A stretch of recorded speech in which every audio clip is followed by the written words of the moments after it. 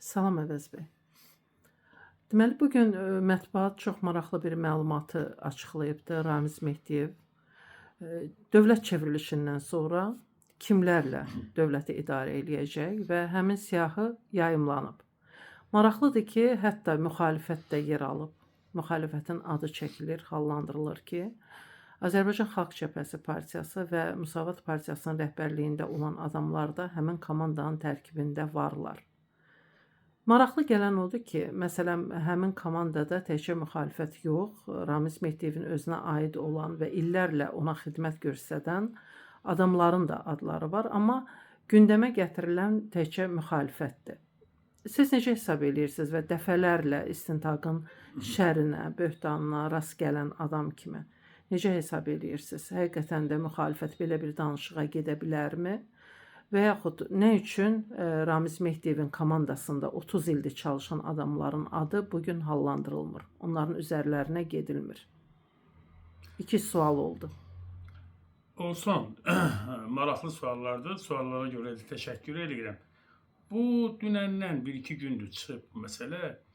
Ramiz Mehdiyevin Rusiya məktubu və o məktubunda güya o məktubda da iddia olunur ki, Dövlət Şurası elan olunacaqmış. O Dövlət Şurası da 50 nəfərdən ibarət olacaqmış. Mən o məktubu oxudum diqqətlə və o tam bir diktatura mənzərəsidir.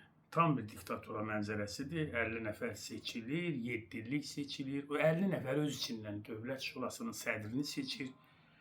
Dövlət Şurasının sədri müstəsna səlahiyyətli hər kəsə nəzarət eləmə imkanı verir. Sanki orta əsrlərin feodal bir yapısıdır. O ayrı bir məsələ. Amma məsələnin özünə gəlmək istəyirəm. Birincisi 50 nəfərli siyah hələ yoxdur. Söhbət bu siyahının varlığından gedir və bir gün, 2 gün içərisində bu siyahı güya dəqiqləşdiriləcək. Əvvəla mənim çox ciddi şübhəm var bu məktubun əsaslı fakt olduğuna dair. Çünki sadə bir məktubda yazılıb, sadə bir, deyək ki, sənət görüntüsü var. Heç bir rəsmi blank yoxdur, heç bir rəsmi forma yoxdur. Bir mətn var. O mətnin arxasında yazılır ki, Ramiz Mehdiyev və Elmlər Akademiyasının prezidenti və s. Rusca təbii ki. Və maraqlıdır ki, bu məktub kimə yazılıb, nə vaxt yazılıb, ünvan kimdir, Rusiyaya yazılıb. Rusiyada Putinə mi yazılıb, Narışkinə mi yazılıb, ümumiyyətlə heç bir şey yoxdur. Və bu məktub hardan çıxıb, düzdür, indi bütün informasiyaları hakimiyyət yönlü saytlar və media orqanları yayırlar. Ona görə də əsasən də 1-2 önəmli sayt var, hökumətin işlədiyi. Hökumət bu saytların dilindən yayır və o saytlardan sonra da hər kəsə bu artıq bir dəstəviz olur əldə, amma bir istintaq yaymayıb bunu. Ümumiyyətlə istintaqa məlumdursa bu necə çıxıb? Əslində biz bilirik, mən bilirəm istintaqa məlum olanda necə çıxır. İstintaq özü çıxardır mətbuata. Bu bir daha sübut edir ki, istintaq mətbuatla işləyir və əslində istintaqın özü pozur Azərbaycan qanunlarını. Cinayət Proseslər Məcəlləsini və digər qanunları. Eynən bizim də başımıza bu işlər gəlir. Mənim üzümə 50 dənə adam, 50 adamdan, 16 tanınmış adamdan ifadə götürmüşdülər. O ifadəni də mətbuata verib yaydırmışdılar. Orada bilirsiniz nə var idi? Əvəz Zeynalının kompüterindən bir sənəd çıxıb, o sənəddə iddia olunur ki, siz ona bu qədər pul veribsiniz. Hansı sənəddir? O sənəd cinayət işində də yox idi. Mən o sənədi haqqında vəsatət verdim. Dedim, gətirin o sənədi. Hansı sənədə istinad edirsiniz? Mənə cinayət işini açılmışdı. Baş prokurorluğun mətbuat xidmətindən daxil olan məlumatın əsasında. Cinayət işində baş prokurorluğun mətbuat xidmətindən daxil olan sənəd yox idi. Mən də deyirdim ki, baş prokurorluğun mətbuat xidmətindən bu cinayət işinin açılmasına səbəb olan sənəd hanı? Müqayisə eləmirəm. Yəni, Mehdiyevin bu işi tamamilə fərqli bir işdir. Amma istintaqın gedişatı mənə onu xatırladır. Hanı o sənəd? O sənədi kim göndərib? Hara göndərib? Bunun əsasları varmı? Bu sənəd istintaqa mı məlumdur? İstintaqa məlumdursa, istintaq bu sənəti niyə yayır? Bu istintaqa məlum olan sənət mətbuata niyə cirit atır? Qol götürüb oynayır. İşin birinci mərhələsi bu. Sualın birinci hissəsi bu. Belə bir iş varsa, belə bir sənət varsa, bu sənət çox ciddidir və çox ciddi şəkildə araşdırılmalıdır. Və istintaq bunu belə yox, hökumət yönlü saytlara verib insanları linç eləməklə yox, istintaq bunu sakit, həzin, normal bir şəkildə araşdırmalıdır və istintaq qrupu yaradılmalıdır. Tək mənim işimdə 6 müstəntiq var idi, müstəntiqlər qrupu var idi. Xeyr ola, Mehdiyevin işində yaradın 50 dənə müstəntiqdən ibarət bir qrup yaradın. Daxili İşlər Nazirliyi, Baş Prokurorluq və Dövlət Təhlükəsizlik Xidmətinin müstəntiqlərindən ibarət böyük bir müstəntiq, böyük bir istintaq qrupu yaradın. Həmin istintaq qrupu həftədə bir dəfə cəmiyyətə elan versin, cəmiyyətə məlumat versin, briefing keçirsin. Bu işlər belə olur. Ramiz Mehdiyev çapında adam dövlət çevrilişinə cəhd edeyim. Dım-dım halvası deyil ki bu. İşin ikinci tərəf və məncə ən çox da manipulyasiya olunan istiqamət yer buradır. Müxalifət var orada. Hətta müxalifətdən də bəzi partiyaların adlarını çəkirlər. Heç bir halda mən şəxsən bu məsələyə etibar eləmirəm. Azərbaycan müxalifətinin kifayət qədər ağıllı rəhbərləri var. Onlar nə etdiklərini biliblər. İndiyə qədər də mübarizənin içindədirlər. Müəyyən dərəcədə hansısa yanlışlıqlar ola bilərsə, hansısa əməkdaşlıqlar varsa, bu zaten hökumətin gözünün qabağında deyil idi. Yəni, hökumətin siyasəti zaten bu deyilmi? Hökumət mətbuatla siyasi partiyaları həmişə 1998-ci ildən bu tərəfə satın almadı mı? Burada fövqəladə olan nə var ki? Məncə, müxalifətin bu 50 nəfərlik siyahı məsələsi müxalifətdən kimlərinsə adını ora salmaq üçün bir manipulyasiyadır. Məncə heç bu siyahı açıqlanmayacaq. Mən güman edirəm ki, bu siyahı açıqlansa da orada bir ciddi bir, etibarlı bir məsələ olmayacaq, cəmiyyətin inandığı və bu məsələ ümumiyyətlə havadır. Yəni, bu məsələdə bu məktubun əsli astarı yoxdur. Bu məktubun əsli astarı olmalıdır. Yəni, şayiələrlə, dedikodularla, filan kəsə belə dedi, nə bilim, Putin dedi ki, Ramiz Mehdiyev məni bura yığıb, sən Allah mənim yaxamdan düşdü. Elə şey olur. 40 ildir, 50 ildir Ramiz Mehdiyev Rusiya işləyir. Ramiz Mehdiyev zəhər zəmbərək bir adam olub, Azərbaycanın düşməni olub. Bu ayrı bir məsələ. Amma harada görünüb ki, dövlət öz agentura şəbəkəsini satsın? Yəni, bu məsələnin küllü, tamamı absurd xarakteri daşıyır.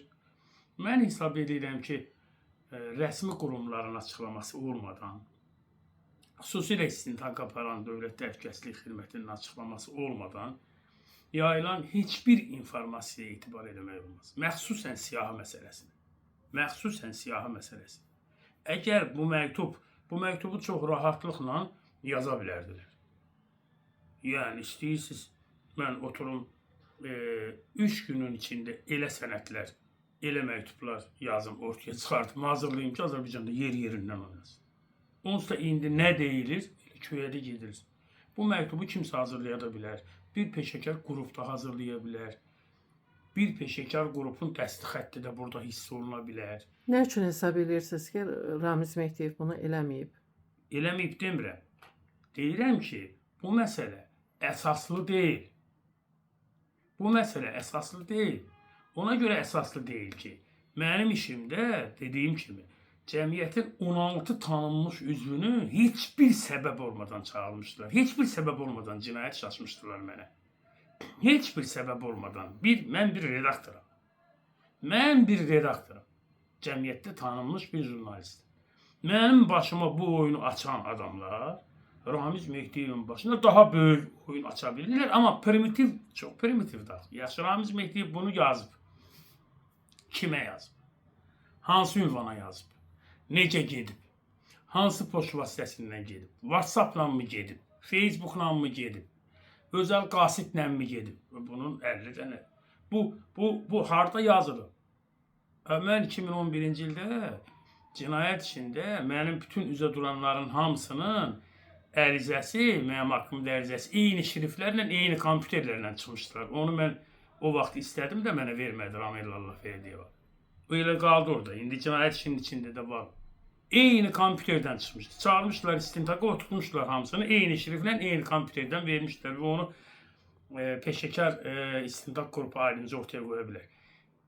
Mən deyirəm ki, burada həqiqət payı nə qədərdir, o şübhəlidir.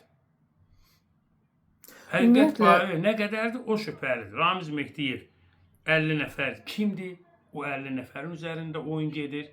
O 50 nəfərin içərisində siyahı adam salırlar, yəqin ki, adam çıxardırlar. Böyük şantajlar var, güman ki, yoxsa belə şey mi olur? Bu zarafatdır. Elə bu növbəti sualımı da ona bağlamaq istəyirəm ki, yəni ola bilərmi ki, mümkündürmü ki, Azərbaycanda zaten iki partiya ana partiyalar sayılır, belə deyək.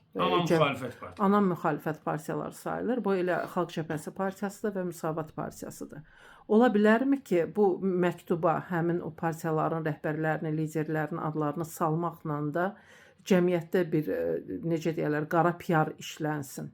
Yəni bu məqsədi daşıya bilərmi? Zaten görünən odur. Görünən odur ki, bu müxalifətin də üzərinə bu məsələdən istifadə edib yerimək istəyirlər. Və indi məqsəd nədir, hədəf nədir? Yəni bunlar adam tutmaq istəyirlərsə, adam tutmaq çox asan məsələdir.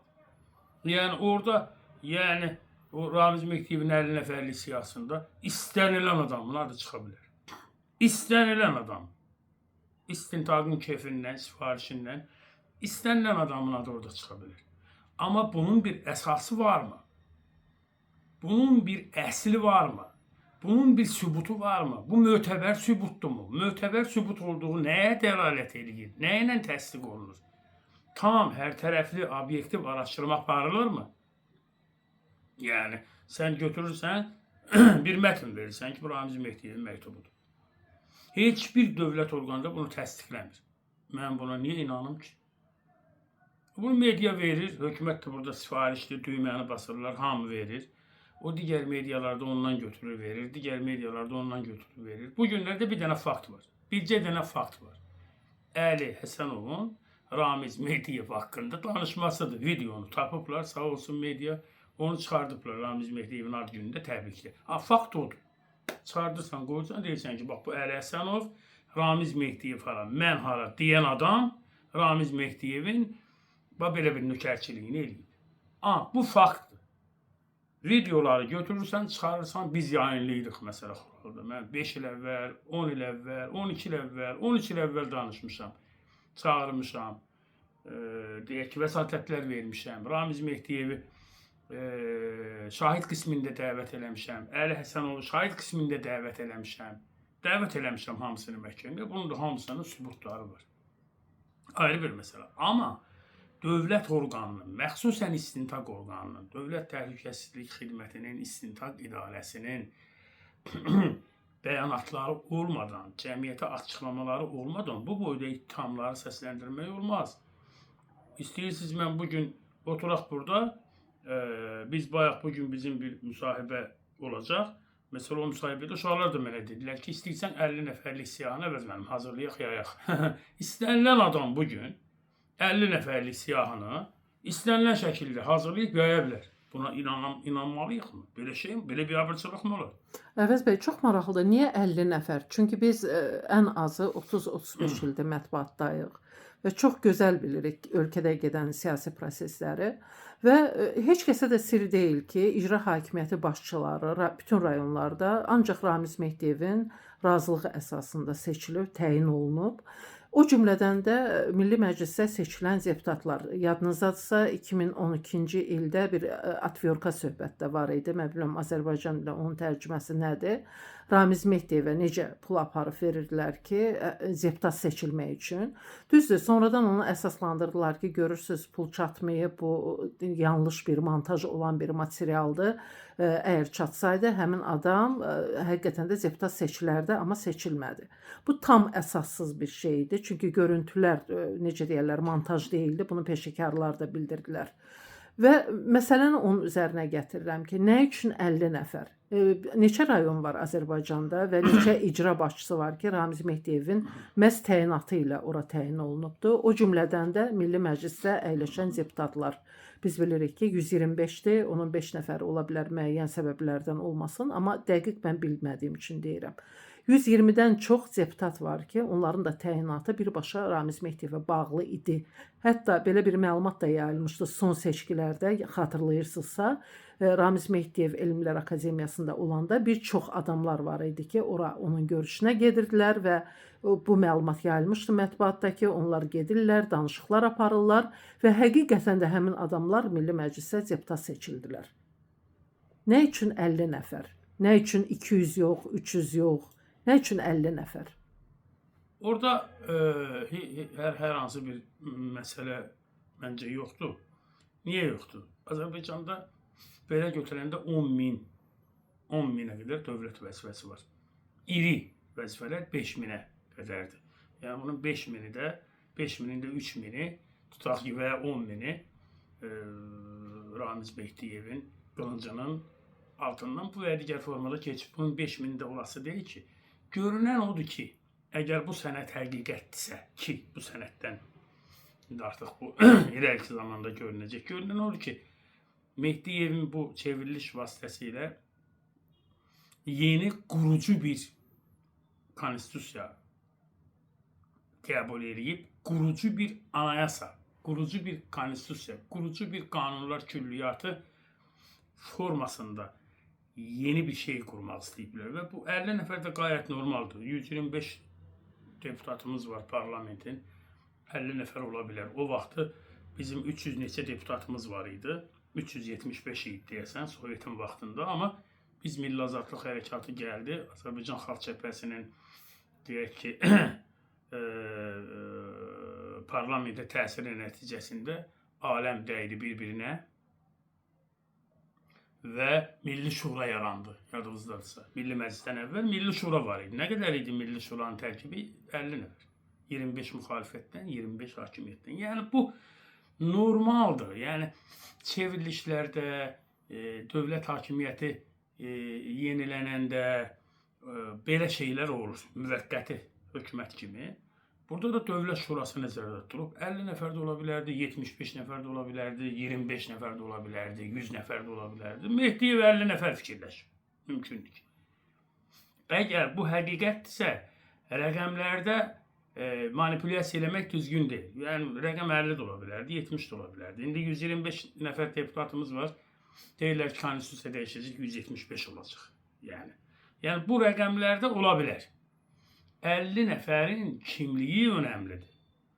50 nəfərin üzərində bu qədər manipulyasiyanın olmağı önəmlidir.